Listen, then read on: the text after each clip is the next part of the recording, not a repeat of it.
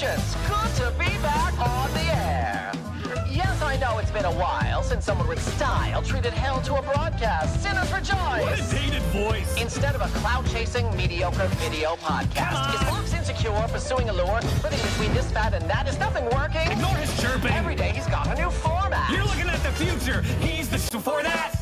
Is Locke's as strong as he purports, or is it based on his support? He'd be powerless without the other bees. Oh, please! And he is the sugar on the cream. He asked me to join his team. Hold on. I said no, and now he's pissy. That's the team. You old-timey prick! I'll show you suffering! Uh-oh, the TV is buffering. I'll destroy you!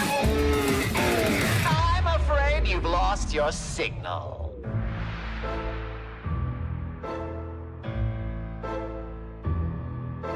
Let's begin.